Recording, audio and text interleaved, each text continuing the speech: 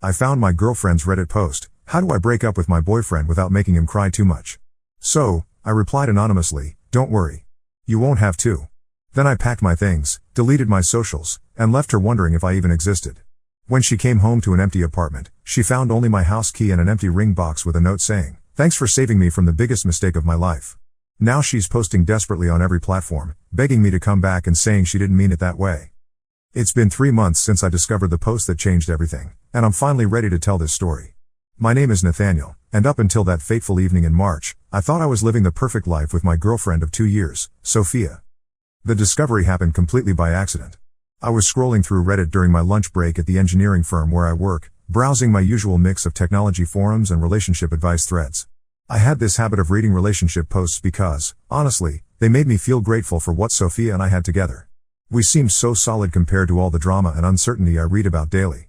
That particular Thursday, I was eating my usual turkey sandwich when I clicked on a post in r/relationship_advice that made my blood run cold.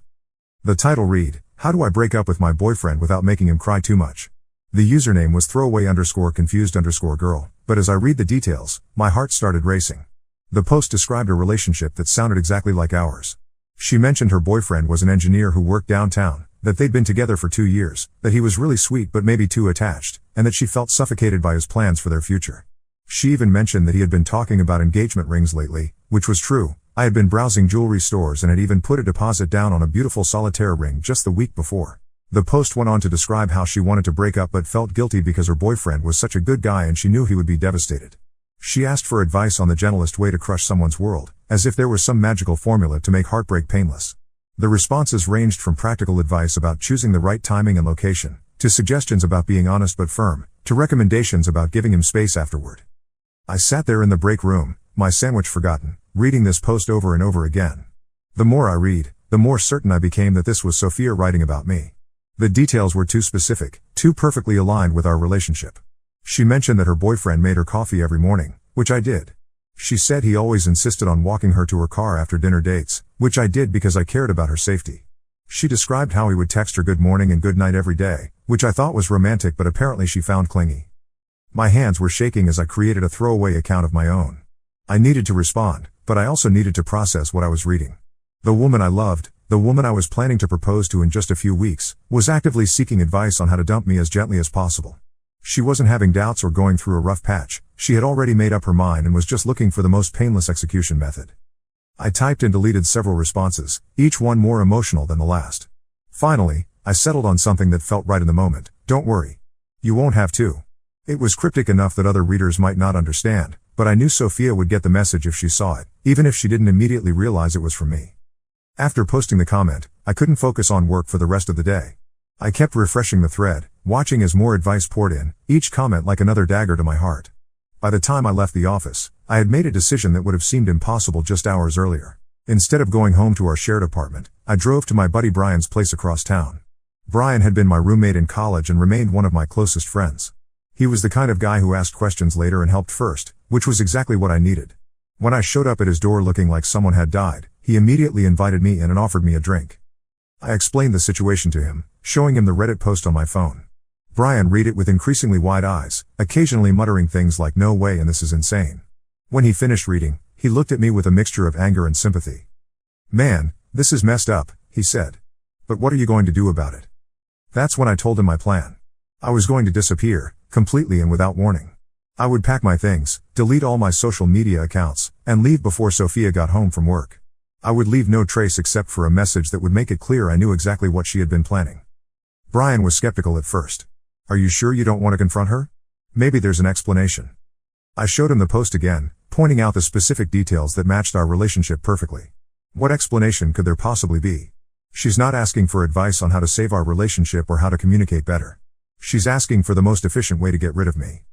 He nodded slowly. "Okay, but this is pretty extreme. You're sure you want to go nuclear?"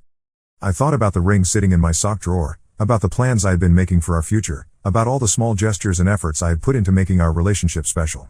Then I thought about how she had been secretly planning my dismissal while I was planning our engagement. "She made her choice," I said. "Now she gets to live with the consequences." Brian agreed to help me.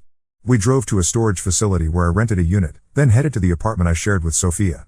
She wouldn't be home for another 3 hours, which gave us plenty of time to execute the plan. Walking into our apartment felt surreal. Everything looked exactly the same as when I had left for work that morning, but now it all felt like a stage set for a play I no longer wanted to be in. The coffee mugs from our morning routine were still in the sink. The photo of us from our vacation to Asheville still sat on the bookshelf. The couch where we had spent countless evenings watching movies together looked like a monument to something that had never really existed. I started with my clothes, methodically packing everything into boxes and suitcases. Brian helped me load my books, my electronics, and my personal items. We were careful not to disturb anything of Sophia's, and I made sure to leave behind anything that was technically ours rather than mine. I didn't want to give her any reason to claim I had stolen anything. The hardest part was the ring. I had hidden it in my sock drawer, wrapped in the original jewelry store box. I had been so excited when I bought it, imagining the look on her face when I proposed, picturing our future together. Now, looking at that small velvet box, I felt nothing but emptiness. I decided to leave the box behind, but empty. I wrote a simple note and placed it inside. Thanks for saving me from the biggest mistake of my life. I left the empty box on the kitchen counter next to my copy of the apartment key. While I was packing, I systematically deleted all my social media accounts. Facebook, Instagram, Twitter, LinkedIn, everything. I cleared my browser history, logged out of all shared accounts, and removed my personal information from anywhere Sophia might think to look. I even deleted my email account and created a new one with a different provider. The whole process took about 2 hours. When we finished, the apartment looked almost exactly the same as before, except for the conspicuous absence of my belongings. My side of the closet was empty. My books were gone from the shelves. My coffee mug was missing from the kitchen cabinet. It was like I had been surgically removed from the space. Brian helped me move everything into the storage unit, and then I followed him back to his apartment. I would stay there while I figured out my next steps. As we drove away from the apartment complex, I felt a strange mix of sadness and relief. I was leaving behind 2 years of my life, but I was also escaping from what would have been a much more painful confrontation. That evening, I sat in Brian's living room, waiting. I knew Sophia usually got home around 6:30, and I found myself checking the clock every few minutes. At exactly 6:45, my old phone, which I had left turned on but hidden in Brian's bedroom, started buzzing with calls and texts. The first call came at 6:47 p.m. Then another at 6:50. By 7 o'clock, she had called 17 times and sent 12 text messages. I didn't read them or listen to the voicemails, but I could see the notifications piling up on the screen. Brian brought me dinner and sat with me as we watched a movie, but I could barely focus on the screen. Part of me felt vindicated, my dramatic exit had clearly had the intended impact. But another part of me felt hollow, like I had lost something important even though I now knew it had never really been mine to begin with. Over the next few days, Sophia's attempts to reach me became increasingly desperate. She called and texted dozens of times. She tried reaching out to my friends and family, but I had already contacted them and asked them not to share any information about my whereabouts. She even showed up at my office, but I had already spoken to my supervisor and arranged to work from home indefinitely. The really interesting part came when she started posting on social media. Since I had deleted my accounts, I couldn't see these posts directly, but Brian kept me updated. Apparently, she had started with vague posts about relationship troubles and needing space to think. But as the days passed and she realized I had completely vanished, her posts became more frantic.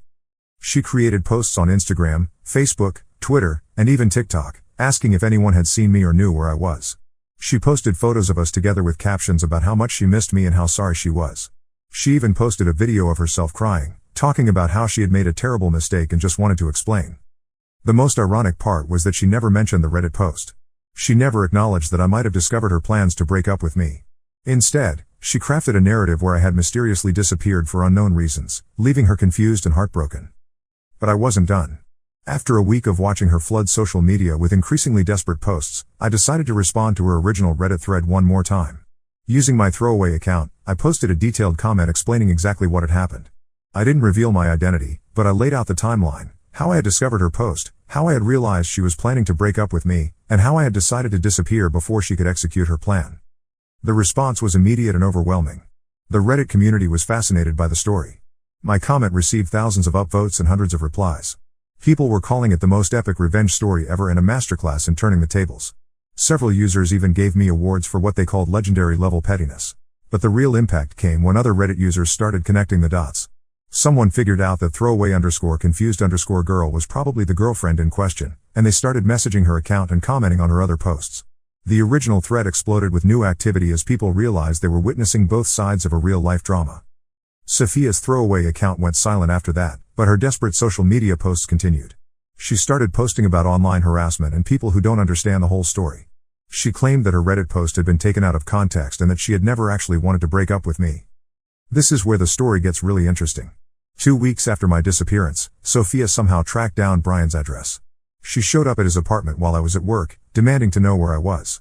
Brian, bless him, stuck to our story. He claimed he had no idea where I had gone and suggested she try contacting my family. But Sophia was persistent. She had apparently quit her job and was spending all her time trying to track me down.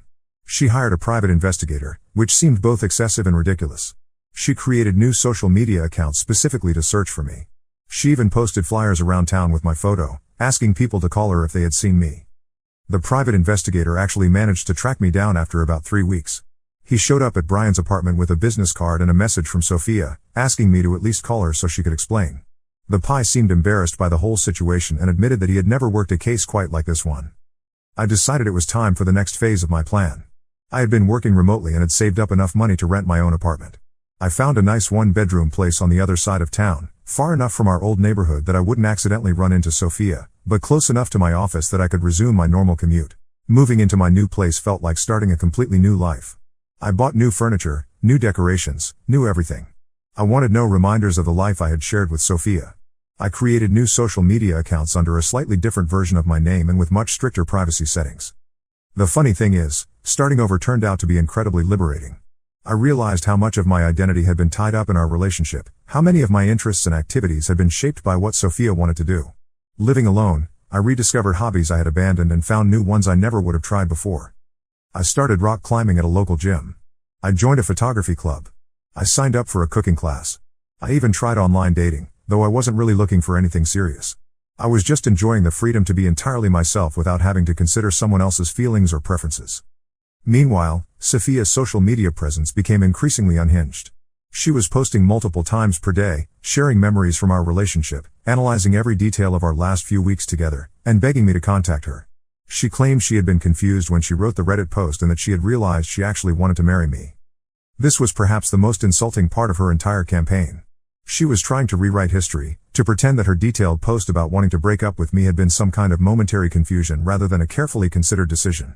She was asking people to believe that someone could accidentally write a 1,000-word post asking for advice on the gentlest way to dump their boyfriend. The Reddit community wasn't buying it either. My original comment had been screenshot and shared across multiple platforms. People were creating memes about the situation. Someone even made a TikTok video reenacting the whole story, which got millions of views. Sophia had become an internet cautionary tale about the dangers of posting personal information online. But the most satisfying part came about 2 months after my disappearance. I was having coffee with Brian when he showed me Sophia's latest Instagram post. She had apparently given up on trying to find me and had started dating someone new. The post was a photo of her with some guy I didn't recognize, along with a caption about moving forward and learning to love again. The comments on that post were brutal. People who had been following her desperate search for me were calling her out for moving on so quickly. They were pointing out that she had spent weeks claiming she was devastated by my disappearance, only to apparently get over it the moment she found someone new. But here's the really beautiful part. Several of the commenters were people who had seen her original Reddit post. They were reminding everyone that she had been trying to break up with me anyway, and that her current narrative about being heartbroken was completely inconsistent with her original plan. I realized then that my revenge had been more perfect than I had originally planned. I hadn't just disappeared before she could break up with me, I had created a situation where her own words were being used against her in the court of public opinion. Every time she tried to play the victim, people could point to her original post as evidence that she had been planning to leave me anyway. The final twist came about 3 months after my disappearance. I was at the grocery store when I literally bumped into Sophia in the cereal aisle. She was with the new guy from her Instagram post, and for a moment, all three of us just stood there in awkward silence. Sophia looked like she had seen a ghost. "Nathaniel," she whispered. "I've been looking everywhere for you." I smiled politely and said, "Hi, Sophia. How are you doing?" She started crying right there in the cereal aisle. "I'm so sorry," she said. "I never meant for any of this to happen. That Reddit post, I was just confused. I didn't really want to break up with you." Her new boyfriend looked extremely uncomfortable and confused. I almost felt bad for him, walking into this situation with no context. "It's okay," I said calmly. "I'm actually grateful for that post. It helped me realize that we weren't right for each other." "But we were perfect together," she insisted. "I made a mistake. I've been trying to find you for months." I looked at her new boyfriend, then back at her. "It looks like you've moved on pretty well. I'm happy for you." She followed me through the store, continuing to apologize and explain, while her new boyfriend trailed behind looking increasingly uncomfortable. I finally had to tell her firmly that I wasn't interested in rekindling our relationship and that she needed to respect my boundaries.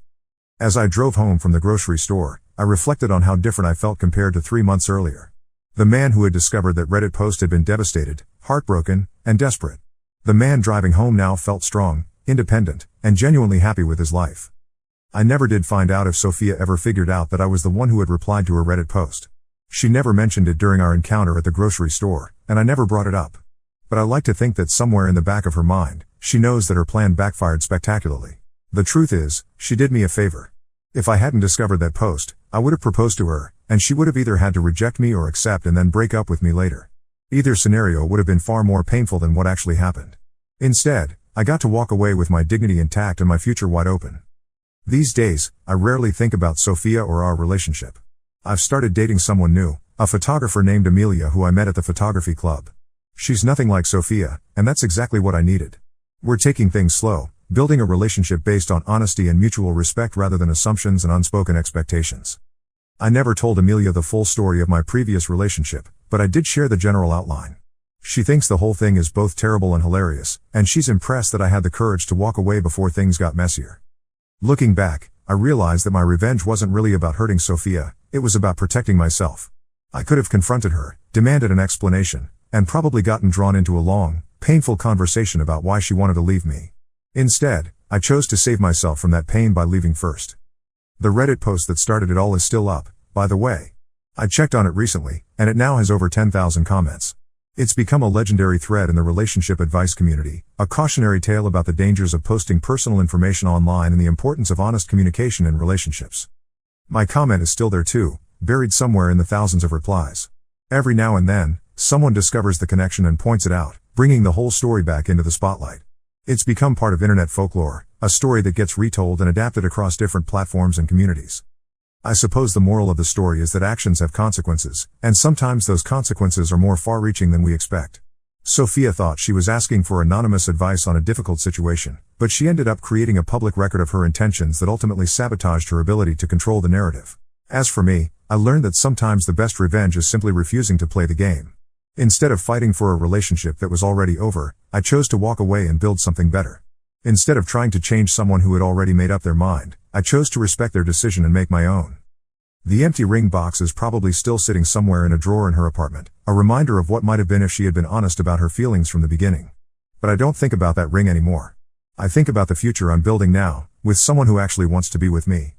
And that, I think, is the best revenge of all. But the story doesn't end there. About 6 months after our grocery store encounter, I received an unexpected email at my work address. It was from Sophia's sister, Emmy, who I had always gotten along with during our relationship. The subject line simply read, "We need to talk." The email explained that Sophia had been struggling significantly since our breakup, and that her family was concerned about her mental health. Emmy asked if I would be willing to meet with her to discuss the situation, not to reconcile with Sophia, but to help provide some closure that might allow everyone to move forward. I was hesitant at first. I had worked hard to build my new life, and I didn't want to get pulled back into the drama. But Emmy had always been reasonable, and I respected her enough to at least hear what she had to say. We agreed to meet at a neutral location, a coffee shop downtown that held no memories for either of us. Emmy looked tired when she arrived, and I could see the family resemblance to Sophia more clearly than I ever had before. We ordered our drinks and found a quiet corner booth where we could talk privately. "First," she said, "I want you to know that I'm not here to make excuses for Sophia or to try to get you back together. What she did was wrong, and I told her so." I nodded, appreciating her directness. "I'm glad you see it that way. It wasn't easy to walk away. I can imagine," Emmy continued. "But I think you should know what's been happening since then. Sophia has been struggling. She lost her job because she was spending all her time trying to find you instead of working. She's been seeing a therapist, and some things have come to light that might help you understand why she acted the way she did." This caught my attention. "What kind of things?" Emmy took a deep breath. "She's been dealing with some serious anxiety and commitment issues that she never told you about. Apparently, she's done this before, gotten close to someone and then sabotaged the relationship when things got too serious. The therapist thinks it's related to some childhood trauma from our parents' divorce." I listened carefully, trying to process this information. "So the Reddit post was her way of trying to control the situation before her anxiety could completely overwhelm her," Emmy finished. "She was terrified that you were going to propose, terrified that she would mess it up somehow, so she was looking for a way to end things on her terms." This explanation made sense in a way that Sophia's desperate social media posts never had. It didn't excuse what she had done, but it at least provided a psychological framework for understanding her behavior. "Why are you telling me this?" I asked. "Because she's been hospitalized twice in the past month," Emmy said quietly. "Panic attacks so severe that she couldn't breathe.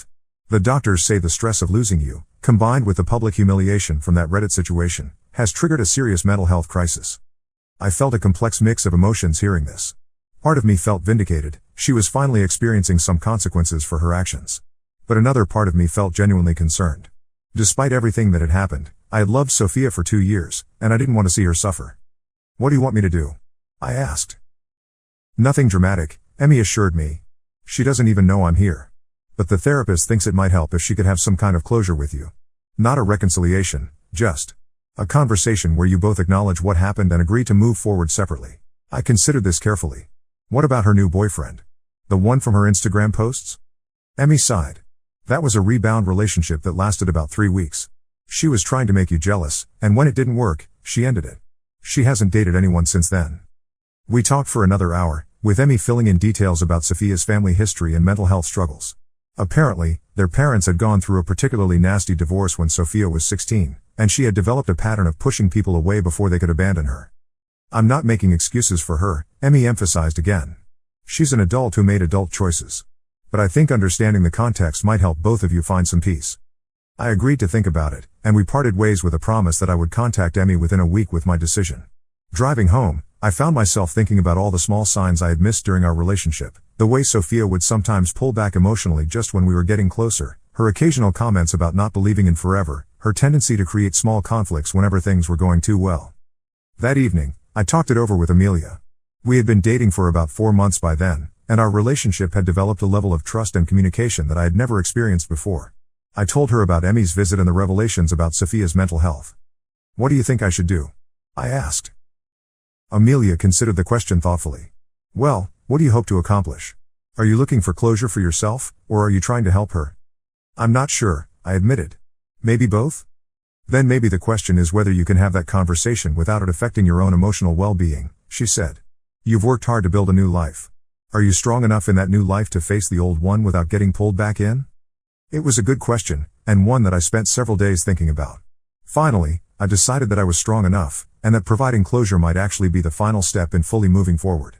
I contacted Emmy and agreed to meet with Sophia, but with specific conditions. First, the meeting would take place in a public location with Emmy present as a mediator. Second, it would be limited to 1 hour. Third, it would not be recorded or shared on social media in any way.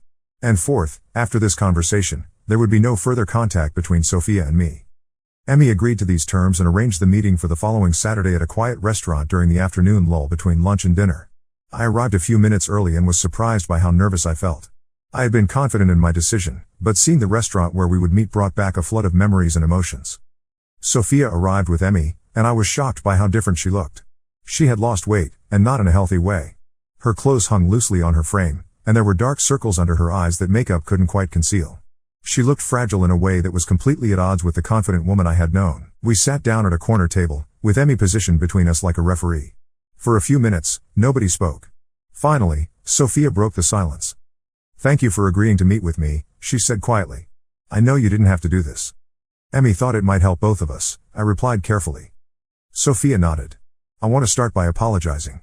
Not just for the Reddit post, but for everything. For not being honest with you about my feelings, for not trusting you enough to talk about my fears, and for putting you in a position where you felt like you had to disappear." This was not what I had expected. The Sophia I remembered would have made excuses or tried to shift blame. This version seemed genuinely remorseful and self-aware. "I appreciate the apology," I said. "But I need you to understand that what you did wasn't just a mistake or a moment of confusion. You spent time crafting that post, thinking about how to break up with me while I was planning to propose to you. That level of deception was devastating." She started crying, but quietly, without the dramatic sobbing I had witnessed in the grocery store. "I know," she whispered. "I know it was horrible. I was so scared of hurting you that I ended up hurting you in the worst possible way." We talked for the full hour, with Emmy occasionally stepping in to keep the conversation focused and productive. Sophia explained her anxiety around commitment, her pattern of sabotaging relationships, and her genuine regret about how everything had unfolded. She also acknowledged the impact of my disappearance and the subsequent social media fallout. "I deserved what happened," she said at one point. I made a private decision public, so I couldn't complain when the consequences were public too. I found myself feeling something I hadn't expected: forgiveness. Not the kind of forgiveness that would lead to reconciliation, but the kind that would allow me to let go of the anger and resentment I had been carrying. I forgive you, I said finally. Not because what you did was okay, but because holding on to anger was hurting me more than it was hurting you. The conversation ended with both of us acknowledging that our relationship was truly over, but that we could both move forward without carrying the weight of unresolved conflict. Sophia thanked me again and promised to respect the boundary of no further contact. As I drove home from that meeting, I realized that this felt like the real end of our relationship. The dramatic disappearance had been satisfying in the moment, but this quiet conversation had provided the actual closure that both of us needed. Amelia was waiting for me when I got home, having prepared my favorite dinner as a way of supporting me through what she knew would be an emotionally challenging day. Over dinner, I told her about the conversation and how it had affected me. "I'm proud of you," she said. "It takes strength to face something like that with compassion instead of just anger." "I think I needed to do it," I replied. Not for her, but for myself. I needed to know that I could be the bigger person. The weeks that followed were peaceful in a way that I hadn't experienced since the whole ordeal began. I no longer felt the need to check if Sophia was posting about me or trying to track me down. I stopped looking over my shoulder when I was out in public, no longer worried about unexpected encounters. For the first time in months, I felt completely free of the past. My relationship with Amelia continued to deepen and grow stronger. We started talking about moving in together, and unlike with Sophia, these conversations felt natural and comfortable. There were no hidden anxieties or unspoken fears, just two people who enjoyed each other's company and wanted to build something together. About a year after my meeting with Sophia, I received one final piece of information about her through Emmy. We had stayed in occasional contact, not about Sophia but because we had developed a genuine friendship during the mediation process. Over coffee one afternoon, she mentioned that Sophia had moved to another city to take a new job and continue her therapy. "She's doing better," Emmy reported. "She's been in therapy for over a year now, and she's learned a lot about herself. She's not dating anyone, but she seems more at peace than she's been in years." I was genuinely glad to hear this. Despite everything that had happened, I wanted Sophia to be happy and healthy. Her well-being didn't affect my life anymore, but knowing that she was working on herself made me feel better about how everything had ended. "Has she ever mentioned me?" I asked, more out of curiosity than any remaining emotional investment. "Only once," Emmy said. "She told me that losing you taught her that she couldn't keep running from commitment forever. She said she hopes someday she'll be healthy enough to have the kind of relationship she threw away with you." This struck me as both sad and hopeful. Sad because it had taken losing something good for her to recognize her patterns, but hopeful because she seemed to be genuinely working on changing those patterns. Meanwhile, my own life had continued to evolve in positive directions. Amelia and I had indeed moved in together, and living with her was everything that living with Sophia should have been. We communicated openly about everything, from household responsibilities to future plans. We supported each other's individual interests while also building shared experiences. Most importantly, we trusted each other completely. The contrast was striking. With Sophia, I had often felt like I was walking on eggshells, trying to be the perfect boyfriend to keep her happy. With Amelia, I could just be myself, knowing that she loved me for who I actually was rather than who I thought she wanted me to be.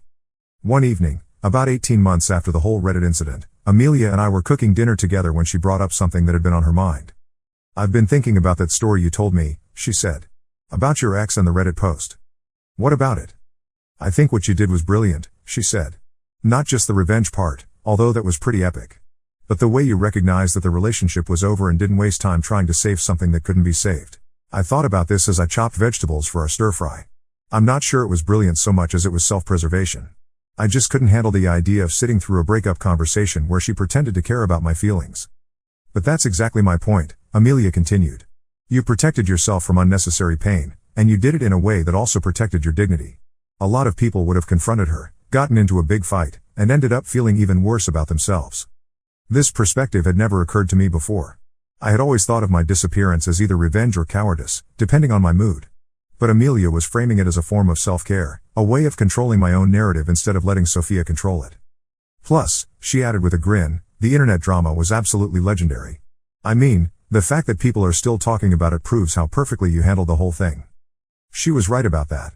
The original Reddit thread had indeed become something of a legend, frequently referenced in other relationship advice posts and even spawning its own dedicated subreddit where people shared similar stories of relationship revenge. My anonymous comment had been screenshot and shared so many times that it had become a meme template. But more importantly, the whole experience had taught me valuable lessons about relationships, communication, and self-respect.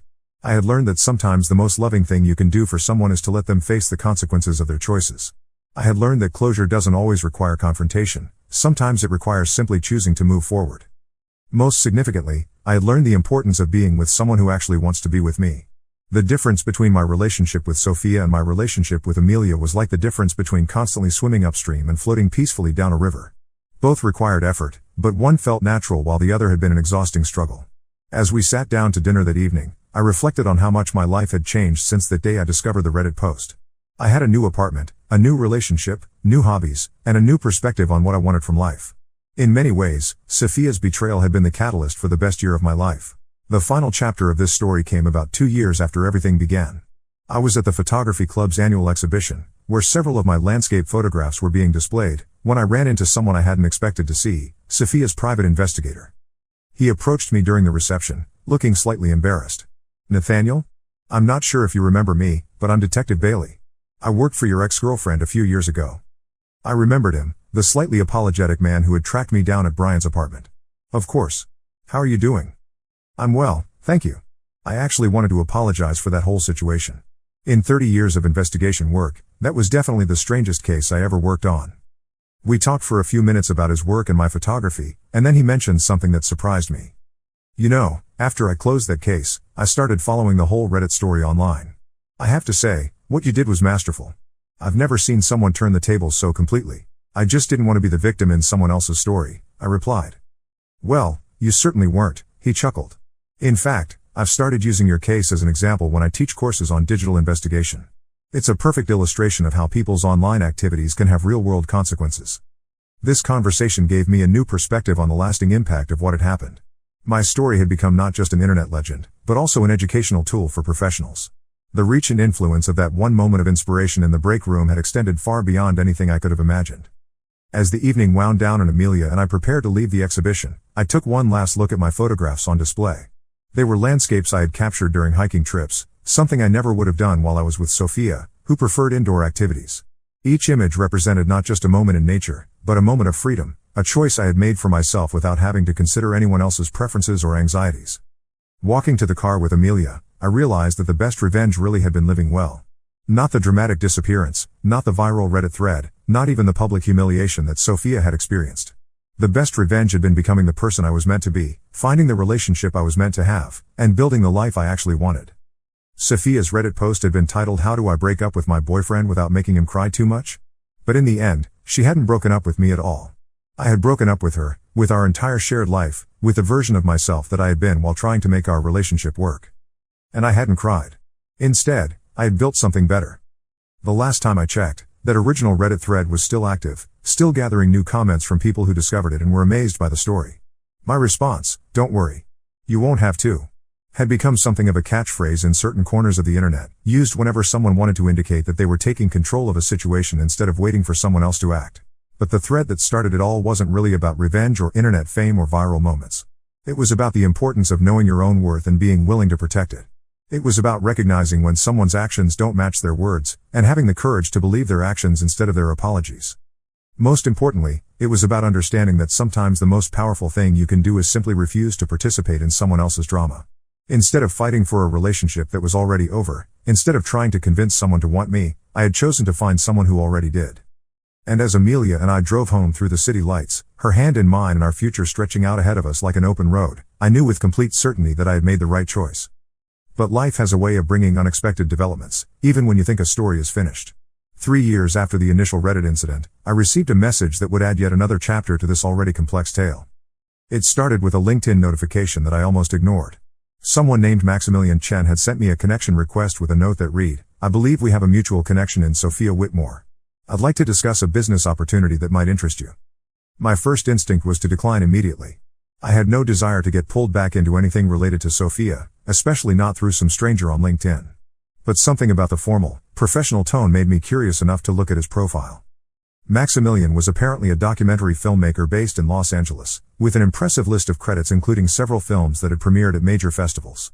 His most recent project was a documentary about internet culture and viral stories, which immediately made me suspicious about his real intentions. I decided to respond, but cautiously. I asked him to clarify what kind of business opportunity he had in mind and how exactly Sophia was involved. His response came within an hour and was both surprising and concerning. He explained that he was working on a documentary about modern relationships and social media, focusing specifically on how online interactions can have profound real-world consequences. He had discovered our Reddit story during his research and was fascinated by what he called the most perfectly executed digital revenge in internet history. According to Maximilian, he had already interviewed several relationship experts, social media researchers, and even some of the Reddit users who had participated in the original thread.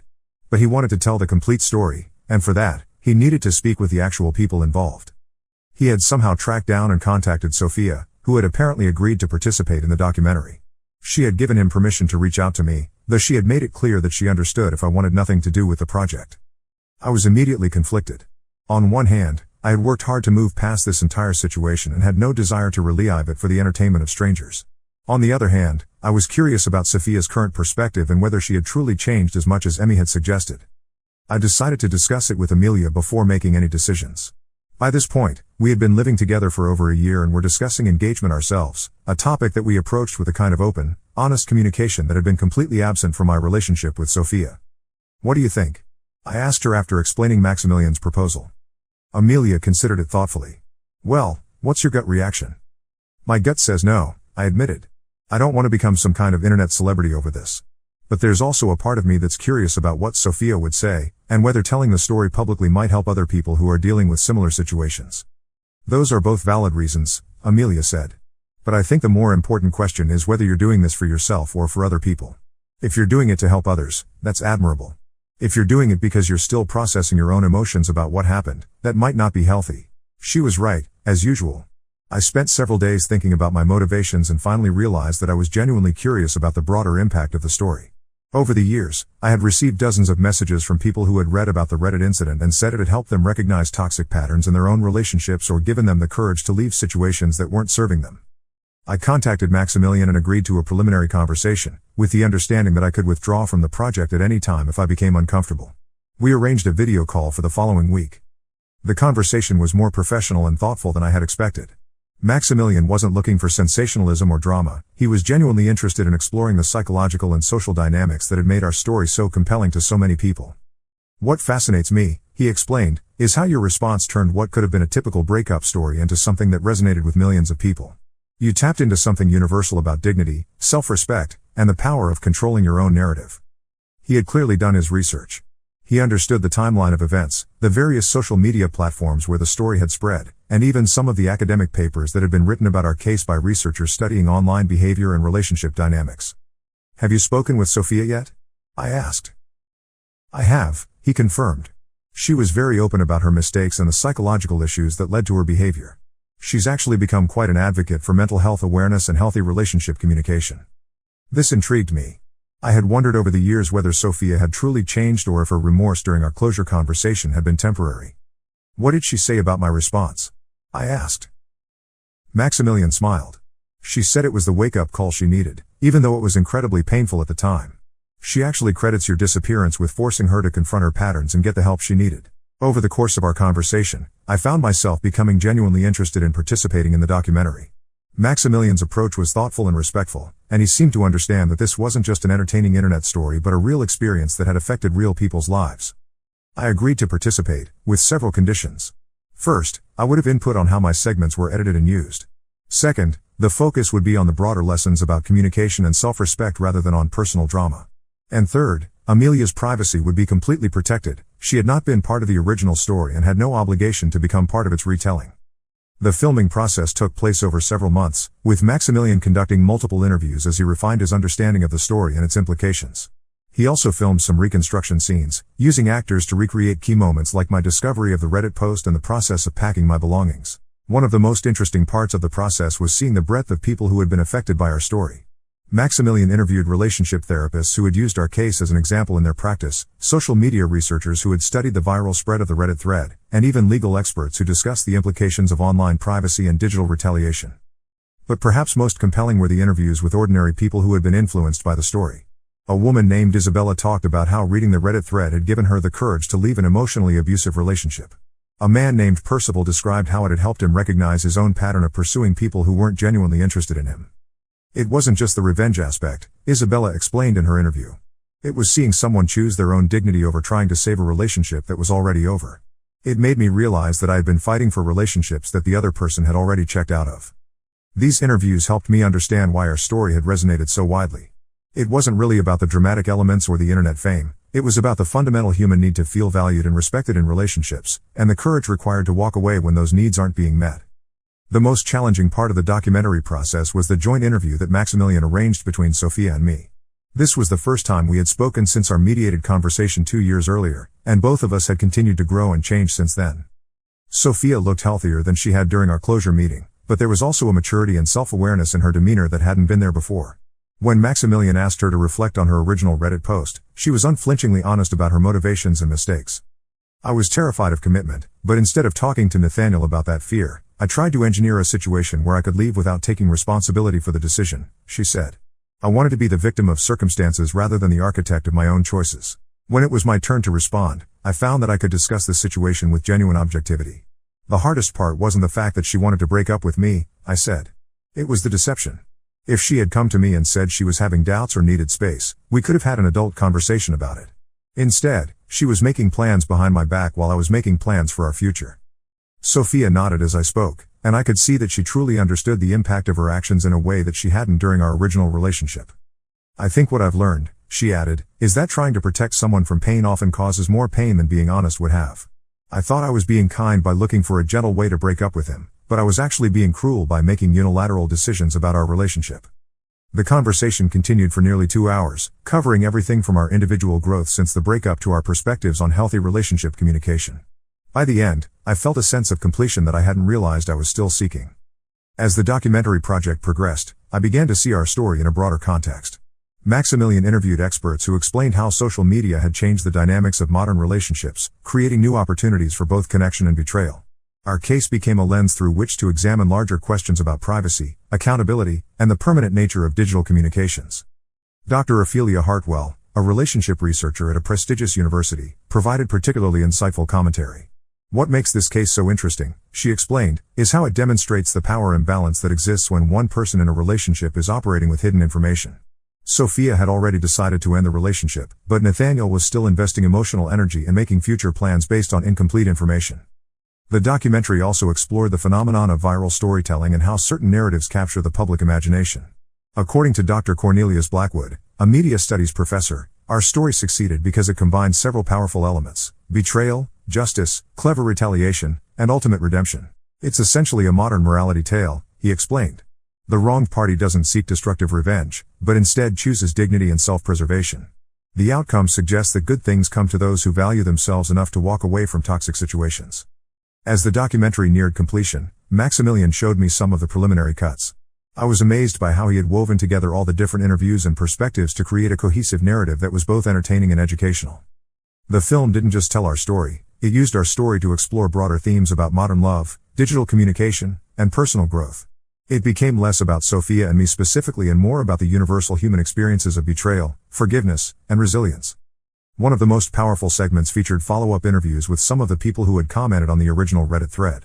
Seeing their faces and hearing their voices as they reflected on why the story had affected them so deeply was genuinely moving.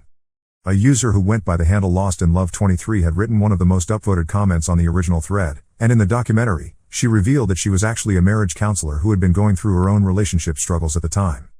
Reading that story made me realize that I was giving advice to clients that I wasn't following in my own life, she said. I was telling people to communicate their needs and set boundaries, but I was staying in a relationship where my needs weren't being met because I was afraid of being alone. These personal revelations from strangers who had been touched by our story helped me understand the ripple effects of what had started as a private moment of discovery in my office break room. The documentary premiered at a film festival 8 months later, and both Sophia and I attended the screening. It was surreal sitting in a theater full of strangers watching our personal story unfold on the big screen, but the thoughtful way Maximilian had approached the subject matter made it feel respectful rather than exploitative. During the Q&A session after the screening, an audience member asked if Sophia and I had remained in contact after making the film. We haven't, I answered honestly. And I think that's actually healthy for both of us. We were able to achieve closure and understanding through this process, but that doesn't mean we need to be part of each other's ongoing lives. Sophia nodded in agreement. Sometimes the most loving thing you can do for someone is to let them move forward without you, she added. I think we both needed to become different people than we were when we were together, and that required space from each other. The documentary was well received, earning positive reviews and sparking conversations about relationship communication and digital ethics. It even won an award at another festival for its thoughtful exploration of modern relationship dynamics.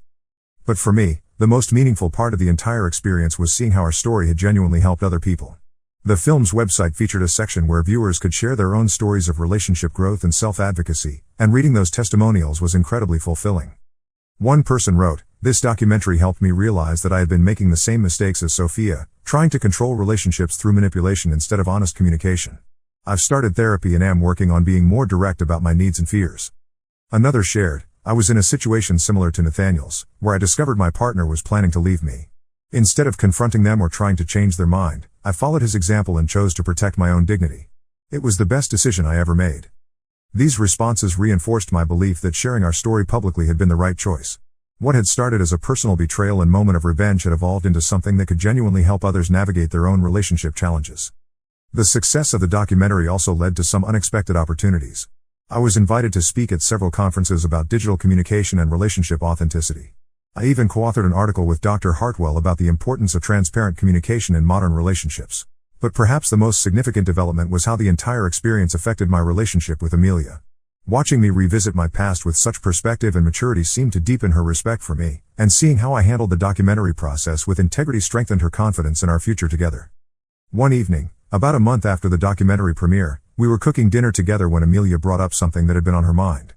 "I've been thinking about the documentary and everything you've been through," she said. "And I realized something that I want to share with you." I looked up from the vegetables I was chopping. "What's that?" "I think the reason our relationship works so well is because you learned from that experience with Sophia, but you didn't let it make you cynical or closed off," she explained. "You could have decided that all relationships were risky and kept your guard up forever. Instead, you used it as an opportunity to become more authentic and open." This observation touched me deeply because it reflected something I had been thinking about myself. The experience with Sophia could have made me suspicious of future partners or reluctant to be vulnerable again. Instead, it had taught me the importance of being with someone who was as committed to honesty and growth as I was. "I think meeting you helped with that," I replied. "You made it safe for me to be open again because you've always been so consistent in your words and actions." That conversation led to us discussing our own future more seriously than we ever had before. Unlike my relationship with Sophia, where talks about the future had felt fraught with unspoken anxieties, our conversations about marriage and long-term commitment felt natural and exciting. 6 months later, I proposed to Amelia during a hiking trip in the mountains, something that felt perfectly fitting given how much my love of outdoor photography had become part of my post-Sophia identity. She said yes, and we began planning a wedding that would reflect who we actually were rather than who we thought we should be. As I write this, the original Reddit thread is still active, still occasionally gaining new comments from people who discover it and are amazed by the story. It has become a permanent part of internet folklore, referenced in articles about relationship advice and digital culture. But more importantly, it has become a reminder to me of how much can change when you have the courage to value yourself enough to walk away from situations that don't serve you. The man who discovered that Reddit post 5 years ago was devastated and heartbroken. The man writing this today is engaged to an amazing woman, has a career he loves, hobbies that fulfill him, and a perspective on relationships that is grounded in mutual respect and honest communication. Sometimes people ask me if I regret how dramatically I handled the situation with Sophia. They wonder if I should have given her a chance to explain or tried to work things out. My answer is always the same: I regret that the situation happened at all, but I don't regret my response to it.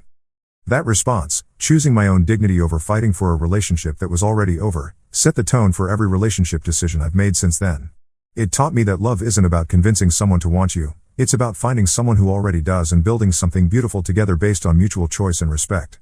And that, more than any viral internet story or documentary film, is the real happy ending to this tale.